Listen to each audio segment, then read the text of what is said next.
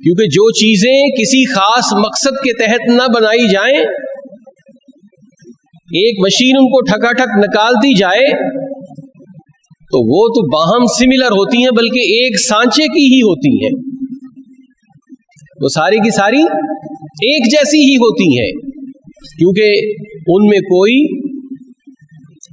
Mission نہیں ہے۔ اور جیسے جیسے مشن کم ہوتا جاتا ہے، ذمہ داری جیسے جیسے کسی بھی مشن میں کسی چیز کی ذمہ داری کم ہو جاتی ہے، ویسے ویسے اس کا سٹرکچر سیم ہو جاتا ہے۔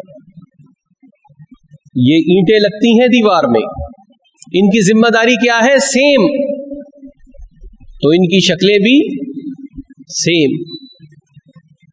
انسانوں کی شکلیں سیم نہیں، زندگی کے احوال سیم نہیں، کیونکہ ہر کسی کا مشن جدا ہے۔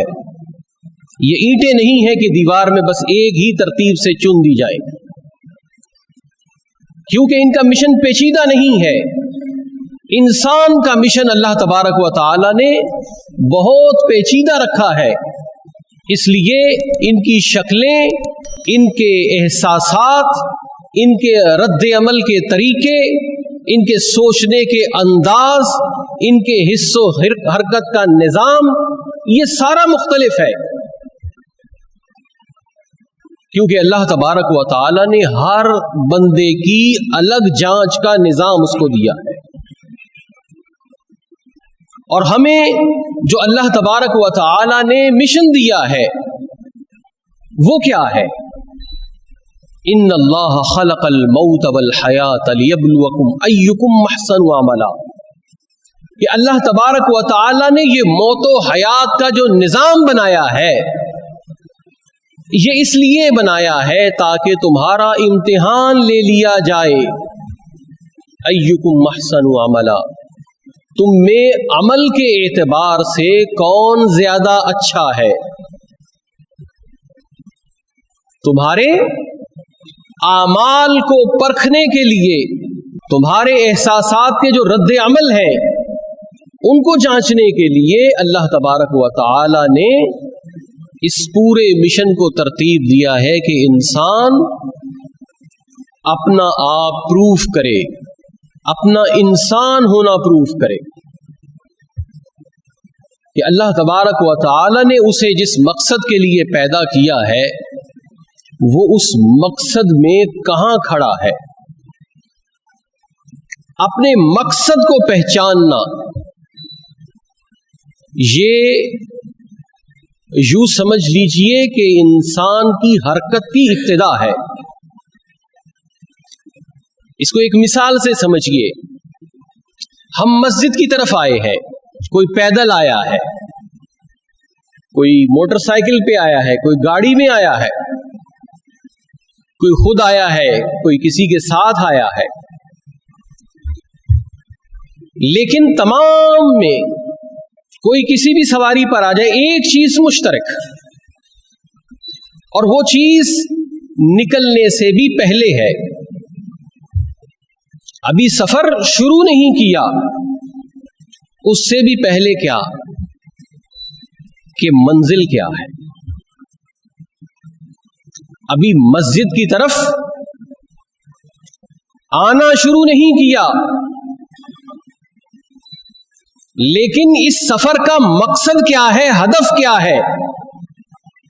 وہ پیدل آنے والا، گاڑی میں آنے والا، موٹر سائیکل پہ آنے والا، وہ ہر کسی کے ذہن میں ایک تھا کہ کس طرف جانا ہے۔ بلاک 6 میں امام اعظم ابو حنیفہ مسجد، جب وہ ہدف دماغ میں ہے، ذہن میں ہے، سوچ میں ہے، تو ایسا نہیں ہوا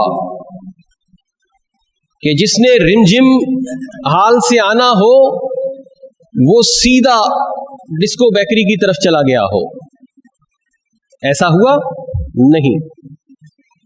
لیکن ایسا ہو سکتا ہے اس بندے کے ساتھ جسے اپنی اس منزل کا پتہ نہ ہو، وہ غلط سمت چل پڑے گا سفر سے پہلے جس کے ذہن میں منزل نہ ہو۔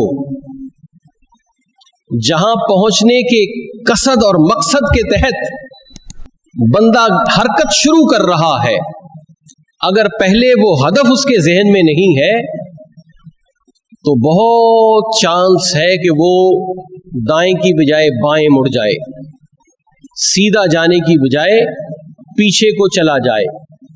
लेकिन जिसे मंजिल का पता है, जिसे मंजिल का पता है, वो अगर नाबीना भी है, उसके साथ कोई बीना चला दे तो वो उसको भी साथ चला के आ जाएगा कि आगे जाओगे लेफ्ट मुड़ जाना, पहली गली में, दूसरी गली में राइट मुड़ जाना, वो यूं करके ले आएगा। क्यों? कि चलने से पहले मकसद का पता था, मंजिल का पता था। हमने इतनी इतनी जिंदगियां गुजार ली हैं, सोचें कि क्या हमें अपनी जिंदगी के मकसद का पता है? हमें अपनी जिंदगी के मकसद का पता है कि हमने आधा सफर गुजार लिया या हमारे सफर की एंडिंग होने वाली है और हम अभी तक गलत नेविगेशन पे घूमे जा रहे हैं। तो इसलिए अपनी तख्लीक के मकसद को जान लेना, ये 80% अपनी मंजिल तक पहुंच जाना है। वरना अगर बंदे को मंजिल का भी ना पता हो तो वो जिस घर पहुंचना होता है उसी के गिर्द घूम रहा होता है, लेकिन उसे नहीं पता कि ये मेरी मंजिल थी। आगे निकल जाता है, फिर घर वाला जाकर उसको लेकर आता है, जब वो आकर देखता है कहता है मैं यहीं से तो गया था। तो हमारी जिंदगी के साथ भी यही खिलवाड़ हो रहा है। खिलवाड़ हो नहीं रहा, बल्कि हम अपनी जिंदगी से ये खिलवाड़ कर रहे हैं, अपने आप को अपनी तख्लीक के मकसद से गाफिल किए हुए हैं।